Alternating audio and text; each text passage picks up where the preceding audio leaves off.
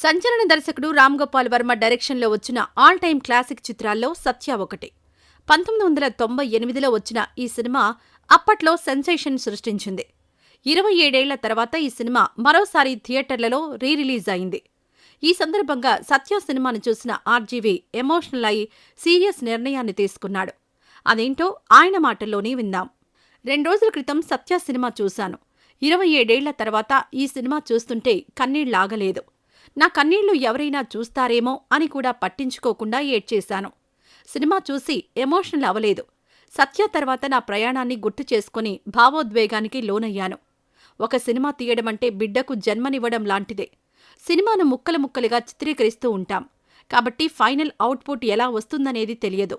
Shooting అయ్యాక దాన్ని చూసిన వాళ్లు ఇది హిట్టనో ఫట్టనో చెప్తూ ఉంటారు. నేను సృష్టించిన సినిమా అందాన్ని అర్థం చేసుకోవడానికి ప్రయత్నిస్తాను.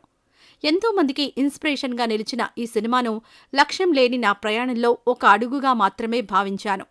2 రోజుల క్రితం వరకు అదే అభిప్రాయంతో ఉన్నాను. అపారమైన తెలివితేటలున్న నేను సత్య సినిమాను బెంచ్ మార్కుగా తీసుకుని భవిష్యత్తును ఎందుకు నిర్మించుకోలేదో అర్థం కావడం లేదు. నేను సినిమాలోని విషాదం చూసి చలించిపోలేదు. నన్ను నేను చూసుకుని ఏడ్చేశాను. సత్య సినిమాతో నన్ను నమ్మిన వారందరికీ చేసిన ద్రోహాన్ని తలుచుకుని అపరాధ భావనతో కుమిలిపోయాను. సక్సెస్, అహంకారం తలకెక్కించుకుని తాగుబోతునయ్యాను. రంగీలా, సత్య సినిమా సక్సెస్ వల్ల నా కళ్ళు నెత్తికెక్కాయి. అప్పుడే నా విజన్ను కోల్పోయాను. తర్వాత నా సినిమాల్లో ఏవో జిమ్మిక్కులు, అసభ్యకరమైన ప్రదర్శనలు, ఇలా అర్థం పర్థం లేని ప్రయోగాలు చేశాను. అయినప్పటికీ కొన్ని సినిమాలు సక్సెస్ అయ్యాయి. కాని సత్య మూవీలో ఉన్నంత దమ్ము, నిజాయితీ వాటిలో లేవు. చిత్ర పరిశ్రమలో కొత్త తరహా చిత్రాలు చేయాలన్న ఆలోచనతో నా కళ్లకు నేనే గంతలు కట్టుకున్నాను. నా విలువ అర్థం చేసుకోలేక దేనికోసమో పరుగులు పెట్టాను. ఈ క్రమంలో నేను సృష్టించిన అందమైన గార్డెన్ను కాళ్ల కిందే తొక్కిపెట్టాను. అప్పుడే నా పతనం మొదలైంది.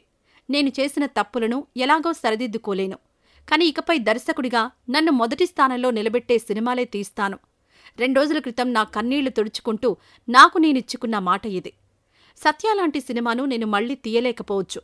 కాని అలాంటి సినిమాల్ని మీ ముందుకు తీసుకురావాలని ఆలోచించకపోవడం క్షమించరాని నేరమవుతుంది. దీనర్థం నేను సత్యలాంటి సినిమాలు మాత్రమే తీస్తానని కాదు. జానర్ ఏదైనా సరే, తీసుకునే అంశం ఏదైనా సరే సత్యపై చూపించినంత నిజాయితీ ఇక మీదట ప్రతి సినిమాపై చూపిస్తాను. సత్య తర్వాత నేను చేయబోయే సినిమా ఎలా ఉంటుందని నన్నెవరూ అడగలేదు. కాని ఆ ప్రశ్న నాకు నేను వేసుకోకపోవడం దారుణం. అందుకే మళ్లీ నేను వెనక్కి వెళ్లాలనుకుంటున్నాను. ఇకపై ఏ సినిమా తీయాలనుకున్నా ముందు సత్య మూవీ చూడాలనుకుంటున్నాను. ఇదేదో ముందు నుంచి పాటించుంటే చాలా వరకు నా సినిమాలు వచ్చేవే కాదు. ప్రతి దర్శకుడికి ఇదొక మేల్కొలుపుగా చెప్తున్నాను.